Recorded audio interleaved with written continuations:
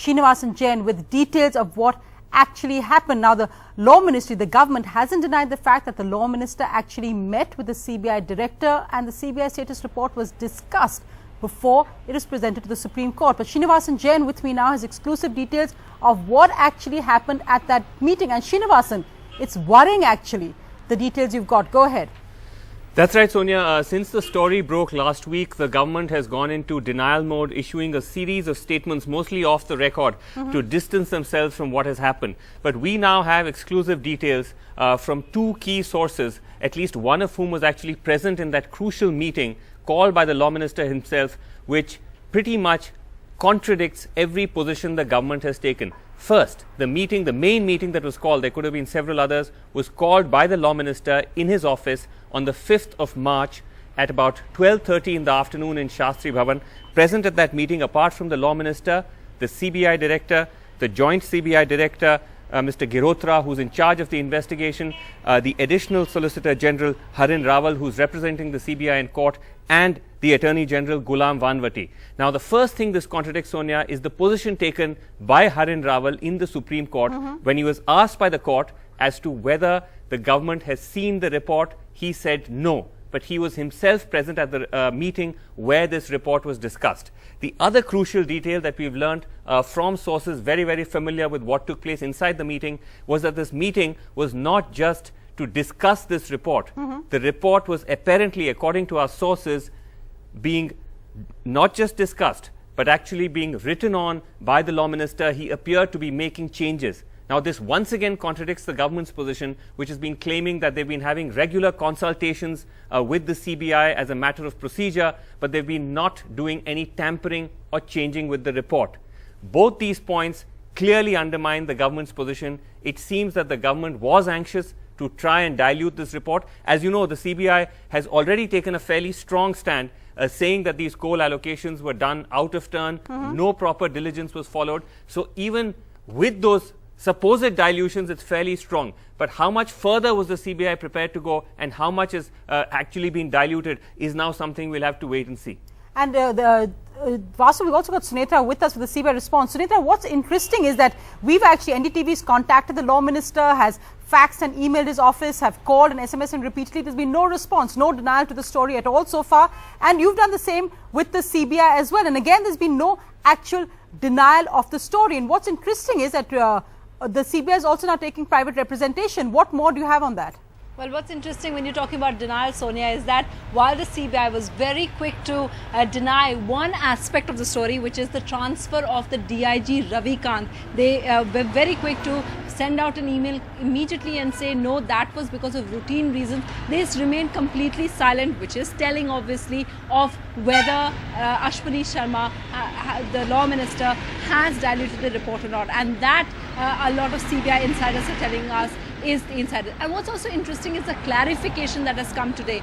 The CBI is saying in its thing that they will submit the report, their affidavit to the court, and they say they're not under any pressure to do so. So our insiders, whether that means that when we ask them whether it denies, that is an indication of some kind of denial about the entire thing of Law Minister Ashwani Sharma, they said no. What they mean to say is that when they present the affidavit, it will be what they really stand. It will expose everything. It will expose the Law Minister's alleged intervention in it and vetting of it. What's also interesting is, of course, this new development of the CBI hiring its own private lawyer in this case, separate from the government lawyer, which is UU Lalit. Our sources telling us this happens sometimes in CBI, and when it does happen, when it has happened in the past, it has usually been when they completely differ with it. And the last example, recent example, was in the Mayawati case, the Taj Corridor case, when the government said that it should be closed because the governor didn't give sanction. CBI's case was completely different, and they said it should be pursued. So will we see another kind of face-off like that on the 26th? The CBI perhaps is giving those indications with the clarification, by hiring a separate lawyer, that it's definitely going to have a standoff. Srinivasan, you want to come in on that before we go across to our panel? Go ahead. Yes, very quickly, Sonia, I think it's hugely significant if, as Sunetra says, the CBI is now building up to blow the lid on exactly what happened in those series of meetings with the Law Minister. Will they actually go ahead and say that changes and modifications were made? But even at the very basic level of the Law Minister meeting the CBI director in an ongoing investigation is highly, highly improper.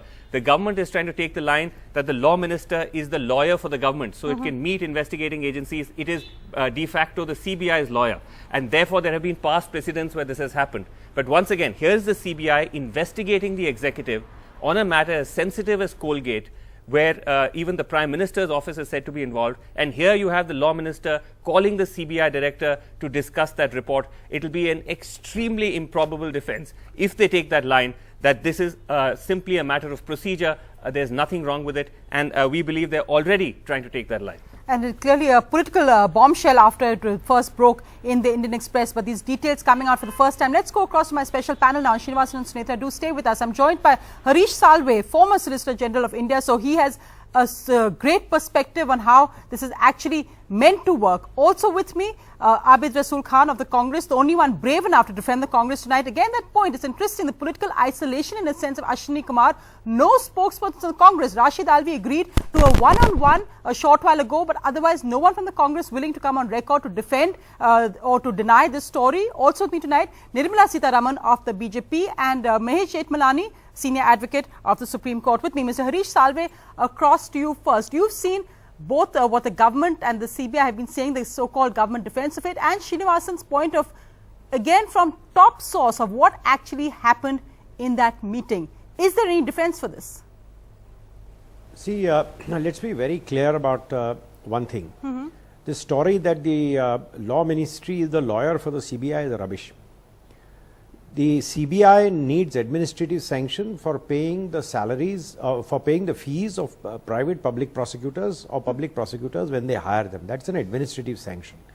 We are now talking of two completely different things. First of all, yes, law officers are normally engaged by the CBI to appear for the CBI because the state prosecutes. But where there is a state itself is in a situation like this, the CBI does go to outside lawyers. Now here let us remember one thing, this is not a normal criminal investigation. The Supreme Court has asked the CBI to give it a report about what actually went on because the Supreme Court was a little concerned that the government may not come out with the whole truth. It doesn't require any great argument to show that the CBI should have been completely on its own in conducting this investigation. Secondly, what was asked for was a factual investigation. There was no great question of law which was being sort of debated by the CBI. It is another matter that when you are framing charges, you take the factual material to a senior law officer to vet your charge sheet from the legal aspects, not to tell you what to put in the charge sheet or what not to put in the charge sheet, Mr. Salve, but to see whether your charges are properly framed. No, but here's the this is a factual inquiry. No, but the shocker really, which I want to ask is that the additional Solicitor General told the Supreme Court on record that the government had not seen this report. That's the shocker because after, as I said, the story first broke in the Indian Express, details that Srinivasan has just got, that seems a clear misrepresentation of facts. And he was present at that meeting. What happened in that meeting, whether he saw it, whether he didn't see it, are all matters which I don't want to get into. Srinivas, if he says he has material, well, I'm sure he is a very responsible and a senior journalist, so he won't make a loose statement. If there has been any misrepresentation, that only compounds the matter. But what worries me more, Sonia, is if we can't trust the CBI, what do we do now? Mr. Prashant Bhushan now will say, have a special investigation team. And then the government will say, it's Supreme Court's overreach. But the trouble is, why did the CBI director agree to meet the law minister? He should have told the law minister, I'm sorry sir, I can't discuss this matter with you. I have been asked by the Supreme Court to look into something, I can't discuss this with you. When I was the Solicitor General of India, I used to appear as an amicus in the forest case. I used to appear as an amicus in the MC Mehta clean air case. There was no question of discussing it with the government.